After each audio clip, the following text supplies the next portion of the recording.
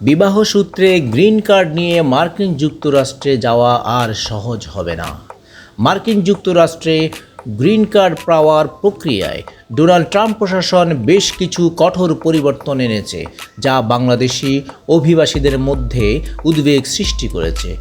নতুন নিয়ম অনুযায়ী বিবাহ সূত্রে গ্রিন কার্ড পাওয়ার আবেদনকারীদের জন্য আবেদনপত্র হালনাগাদ করা হয়েছে, সাক্ষাৎকারের প্রক্রিয়াও পুনরায় চালু করা হয়েছে এবং আর্থিক তথ্যের বিস্তারিত বিবরণ জমা দিতে হবে। মার্কিন নাগরিকত্ব এবং অভিবাসন পরিষেবা জানিয়েছে, গ্রিন কার্ডধারীদের স্থায়ীভাবে বসবাসের অধিকার তখনই থাকবে যখন তারা কোনো আইন ভঙ্গ না করে এবং নিয়মিত কর পরিশোধ করে। তবে নতুন নিয়ম অনুযায়ী আবেদনকারীদের আয়, সম্পত্তি, ঋণ এবং সরকারি সহায়তার বিস্তারিত তথ্য জমা দিতে হবে। এছাড়াও আবেদনকারীর সর্বোচ্চ শিক্ষাগত যোগ্যতা, লাইসেন্স এবং দক্ষতার তথ্য জানতে চাওয়া হয়েছে।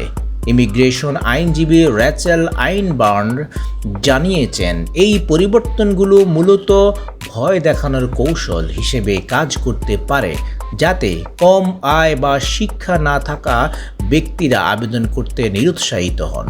তিনি আরও বলেন, বিবাহ সূত্রে গ্রিন কার্ড পাওয়ার ক্ষেত্রে সাক্ষাৎকারের প্রক্রিয়ায় পুনরায় চালু করা হয়েছে, যা বাইডেন প্রশাসনের সময় স্থগিত করা হয়েছিল।